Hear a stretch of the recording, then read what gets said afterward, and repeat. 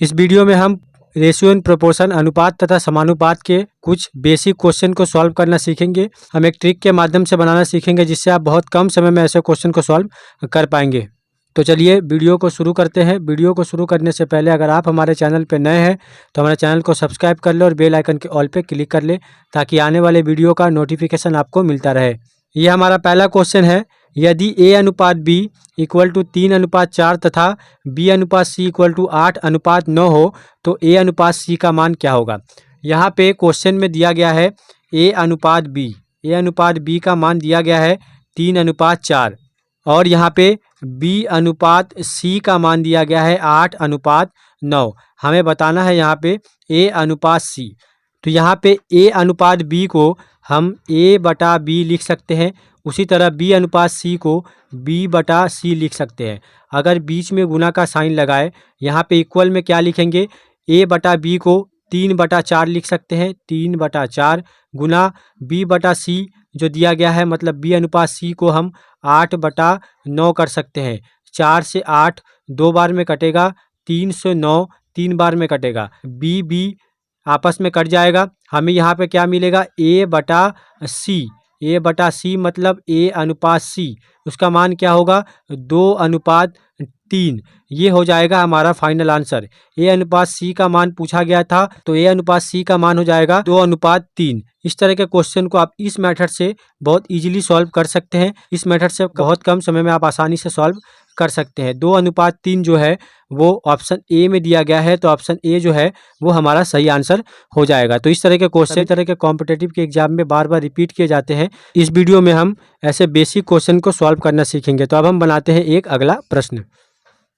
इस क्वेश्चन में बोला गया है A अनुपात B इक्वल टू 3:4, B अनुपात C इक्वल टू 5:7 तथा C अनुपात D इक्वल टू 8:9 हो तो A अनुपात C का मान क्या होगा। यहाँ पे A अनुपात B का मान दिया गया है 3:4 और B अनुपात C का मान दिया गया है 5:7। उसी तरह C अनुपात D का मान दिया गया है 8:9। इसे हम पहले वाले क्वेश्चन की तरह सजा लेंगे। A/B गुना B/C गुना C/D। उसी तरह इस नंबर को भी हम सजा लेंगे। जैसे यहाँ पे इस लेटर को हमने सजाया है तो A/B होगा 3/4 गुना B/C होगा 5/7 गुना C अनुपात D होगा 8/9। इस तरह हम लिख लेंगे। यहाँ पे 4 से अगर हम 8 को कटाए 2 बार में कटेगा, 3 से अगर 9 को कटाए तो 3 बार में कटेगा।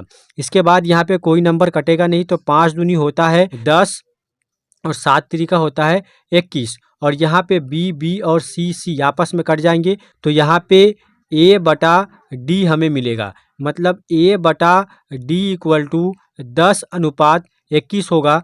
A अनुपात D इक्वल टू 10:21 होगा। ये हो जाएगा A अनुपात D का मान। ये हो जाएगा हमारा फाइनल आंसर, जो कि ऑप्शन डी में दिया गया है। तो ऑप्शन डी जो है वो हमारा सही आंसर हो जाएगा। इस तरह के क्वेश्चन को आप ऐसे सॉल्व कर सकते हैं। अब हम बनाते हैं एक अगला प्रश्न। इस क्वेश्चन में बोला गया है कि यदि A अनुपात B इक्वल टू 7:9 तथा B अनुपात C इक्वल टू 5:4 हो तो A अनुपात B अनुपात C का मान क्या होगा। यहाँ पे A अनुपात C का मान नहीं पूछा गया है, यहाँ पे A B और C का अनुपात पूछा गया है। तो यहाँ पे दिया गया है A अनुपात B इक्वल टू 7:9। उसी तरह यहाँ पे B अनुपात C इक्वल टू 5:4। हम यहाँ पे लिख लेंगे क्या, A अनुपात B अनुपात C, A अनुपात B अनुपात C जो हमें निकालना है। यहाँ पे A अनुपात B का मान कितना है 7:9, यहाँ पे हम ऐसे लिख देंगे। उसी तरह B अनुपात C का मान है 5:4, तो B के नीचे 5 अनुपात C के नीचे 4, इस तरह लिख देंगे। यहाँ पे एक जगह बचेगा और यहाँ पे एक जगह। यहाँ पे हम क्या करेंगे, 9 के पास वाला जो लेटर है वहाँ पे बचा है तो वहाँ पे 9 हम यहाँ पे उतार देंगे। इस 9 को यहाँ पे लिख देंगे और इस 5 को हम यहाँ पे लिख देंगे। ये जो रेशियो है पूरा कंप्लीट हो जाएगा। उसके बाद क्या करेंगे, हम आपस में इसे गुना कर देंगे। जैसे 7 का गुना 5 में करेंगे तो हमें यहाँ पे मिलेगा 35। उसी तरह 9 का गुना 5 में करेंगे तो हमें मिलेगा 45। उसी तरह 9 का गुना अगर 4 में करेंगे तो हमें यहाँ पे मिलेगा 36। इस प्रोसेस से आप ऐसे क्वेश्चन को सॉल्व करेंगे। यहाँ पे 35 अनुपात 45 अनुपात 36 हमें मिलेगा। इसे हम कटा नहीं सकते, तो यहाँ पे यही हो जाएगा हमारा फाइनल आंसर। मतलब ए अनुपात बी अनुपात सी का मान जो पूछा गया था उसका मान होगा 35 अनुपात 45 अनुपात 36, जो कि ऑप्शन सी में दिया गया है। तो ऑप्शन सी जो है वो हमारा सही आंसर हो जाएगा। इस मेथड से आप ऐसे कितने भी बड़े क्वेश्चन को बहुत आसानी से बना सकते हैं। तो अब हम बनाते हैं एक अगला प्रश्न। इस क्वेश्चन में बोला गया है कि यदि ए अनुपात बी इक्वल टू 2 अनुपात 3 तथा बी अनुपात सी इक्वल टू 5 अनुपात 7 है तो ए अनुपात बी अनुपात सी का मान क्या होगा। यहाँ पे बोला गया है ए अनुपात बी इक्वल टू 2 अनुपात 3 है और यहाँ पे बी अनुपात सी इक्वल टू 5 अनुपात 7 है। यहाँ पे मान पूछा गया है ए अनुपात बी अनुपात सी का, तो यहाँ पे लिखेंगे ए अनुपात बी अनुपात सी। ए अनुपात बी का मान कितना होगा 2 अनुपात 3। उसी तरह बी अनुपात सी का मान कितना होगा 5 अनुपात 7। बी के नीचे 5 और सी के नीचे 7। इस तरह हम इसे सजा लेंगे। यहाँ पे बचा है एक जगह खाली और यहाँ पे बचा है, तो इसके पास वाला नंबर को यहाँ पे लिख देंगे। इसके पास वाला नंबर 3 है तो यहाँ पे 3 लिखेंगे। इसके पास वाला नंबर 5 है तो यहाँ पे 5 लिखेंगे। अब इसे हम आपस में गुना कर देंगे। जैसे 5 दूनी होता है 10 अनुपात 5 गुना 3 करने पे हमें मिलेगा 15 अनुपात 7 गुना 3 करने पे हमें यहाँ पे मिलेगा 21। ये हो जाएगा 10 अनुपात 15 अनुपात 21। इसे हम कटा नहीं सकते। 10 अनुपात 15 अनुपात 21 ये हो जाएगा ए अनुपात बी अनुपात सी का मान। ये हो जाएगा फाइनल आंसर, जो कि ऑप्शन ए में दिया गया है। तो ऑप्शन ए जो है वो हमारा सही आंसर हो जाएगा। ये एक ही तरह के क्वेश्चन बार बार रिपीट किए जाते हैं। इस मेथड से बहुत ही आसानी से आप इसे सॉल्व कर सकते हैं। अब हम बनाते हैं एक अगला प्रश्न। इस क्वेश्चन में बोला गया है कि यदि ए अनुपात बी इक्वल टू 3 अनुपात 4 तथा बी अनुपात सी इक्वल टू 5 अनुपात 7, सी अनुपात डी इक्वल टू 8 अनुपात 9 हो तो ए अनुपात बी अनुपात सी अनुपात डी का मान क्या होगा। यहाँ पे ए अनुपात बी का मान दिया गया है 3 अनुपात 4 और यहाँ पे बी अनुपात सी का मान दिया गया है 5 अनुपात 7, सी अनुपात डी का मान दिया गया है 8 अनुपात 9। हमें निकालना है ए अनुपात बी अनुपात सी अनुपात डी। तो यहाँ पे पहले लिखेंगे ए अनुपात बी अनुपात सी अनुपात डी। तो यहाँ पे क्या करेंगे, ए अनुपात बी को लिखेंगे ए अनुपात बी के नीचे। तो यहाँ पे 3 अनुपात 4 है तो यहाँ पे 3 अनुपात 4 लिखेंगे। अब बोला गया है बी अनुपात सी का मान 5 अनुपात 7 है, तो यहाँ पे बी के नीचे 5 और सी के नीचे 7 होगा। उसी तरह यहाँ पे बोला गया है सी अनुपात डी का मान 8 अनुपात 9 है, तो सी के नीचे 8 अनुपात डी के नीचे 9। इस तरह हम यहाँ पे लिख देंगे। यहाँ पे 2 जगह बचेगा, यहाँ पे 1 जगह, यहाँ पे 2 जगह और यहाँ पे 1 जगह।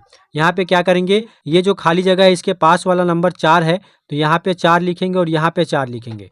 उसी तरह इस 7 को यहाँ पे लिखेंगे और ये जो खाली जगह 2 बचा हुआ इसके पास वाले नंबर को यहाँ पे लिखेंगे 8 और 8, और इस खाली जगह पे इस पास वाले नंबर को मतलब 5 को हम यहाँ पे लिख देंगे। इस तरह हम सजा लेंगे। उसके बाद आपस में गुना करेंगे, हमें यहाँ पे आंसर मिल जाएगा। जैसे यहाँ पे गुना करेंगे 8, 5 और 3 को, तो यहाँ पे हमें मिलेगा 120। 8 × 5 = 40, 40 × 3 = 120। उसी तरह यहाँ पे गुना करेंगे तो हमें मिलेगा 160 अनुपात, यहाँ पे गुना करने पे 224 अनुपात 4, 7 और 9 को आपस में गुना करने पे हमें मिलेगा 252। इसे हम कटाएंगे, हमें आंसर मिल जाएगा। जैसे अगर हम 4 से कटाते हैं तो 4 से ये 30 बार में कटेगा, ये 40 बार में कटेगा।